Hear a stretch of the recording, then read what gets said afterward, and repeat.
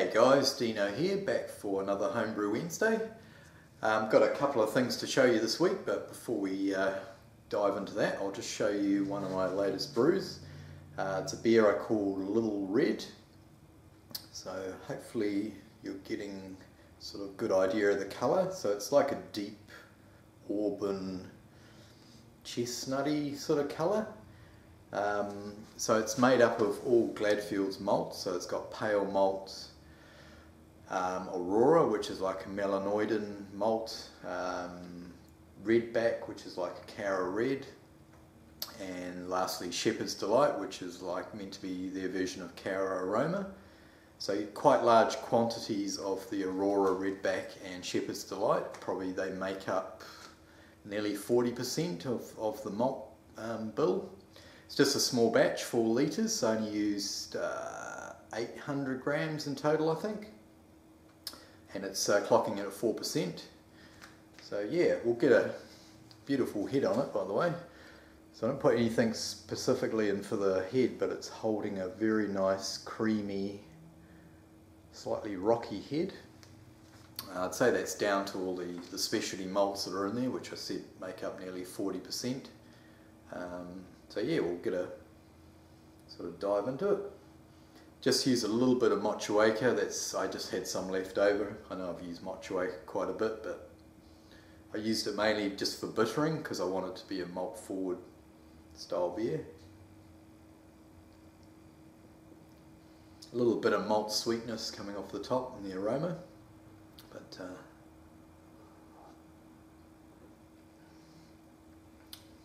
as for the taste, it's definitely all about the malt. Big malty flavours there. Some light, I was going to say dark fruit, but almost like a dried or dehydrated sort of fruit, like a prune or something like that.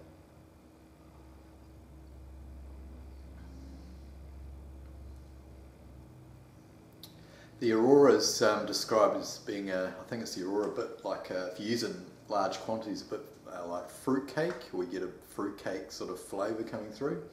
Definitely getting that sort of dried fruit, sort of malty, even a little bit bready coming through. But yeah, it's not bad, just for a little stovetop brew of 4 litres. I might actually just chuck a few photos up now just to show you the brew night, and just a little mini fermenter that I knocked up just to hold the 4 litres in. So we'll cut over to that now, and then I'll come back, and at the risk of boring you guys to tears, I'll show you the latest little mods to the brew setup here. So we'll see you shortly.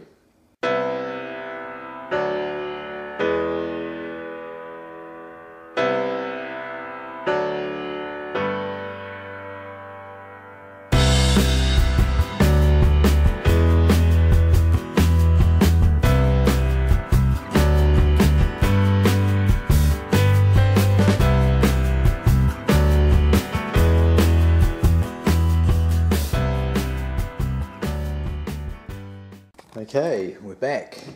Yeah, hope you sort of enjoyed looking at those couple of photos of the brew day, or brew night.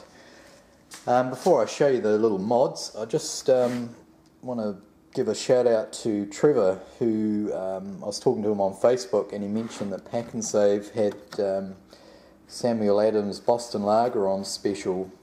So they had these 6-packs. I think they were $6.99, which is about £3.50 for a 6-pack, which is probably about half their normal price. So yeah, so picked up a couple of those, which was good.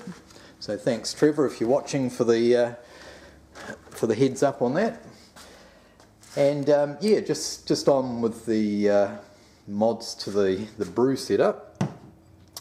Firstly, I've shifted the sparge ring so it attaches to the inner basket, because what I was finding was before I had it attached to the boiler, and then when I went to pull the bucket out, the sparge ring got in the way. So what I've done is I've just attached it to the grain basket, so when I've finished the mash I can pull the basket out and yeah, have it sitting up here. I don't need to touch the sparge ring. So yeah, or you know, and the ring that's used for recirculating as well. So that's one thing I've done.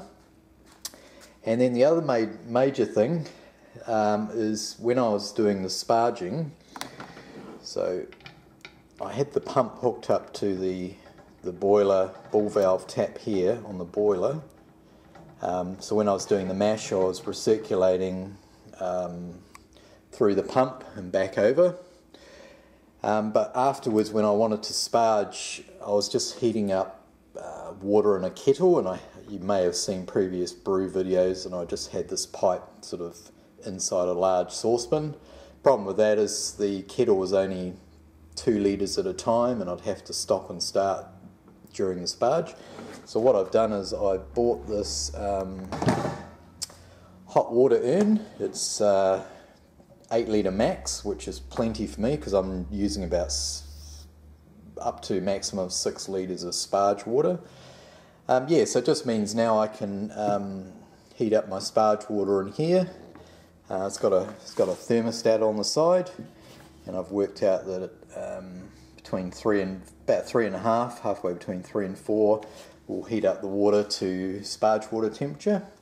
So yeah, now I can just turn on the tap, start up the pump, and the grain basket will be out of the boiler, and then I can just yeah, just sparge from the urn through the pump and over the top. So yeah, that's the latest mod, I guess you could call it. So next brew day, I'll try and do a bit more footage and just show each step, because I think last time I just sort of skipped over everything.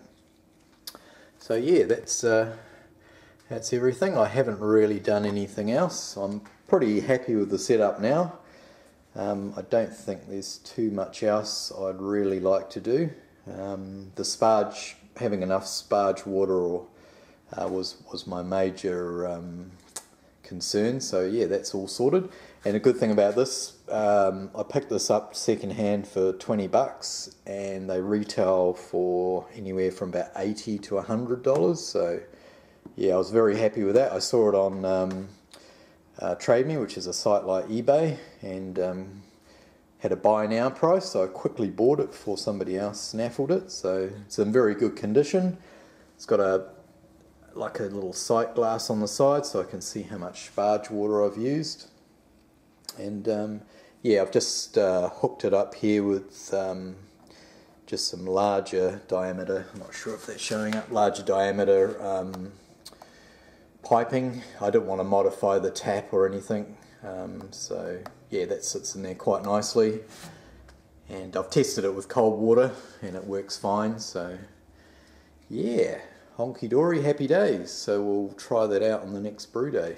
I'll just swing you guys back around on the camera stand.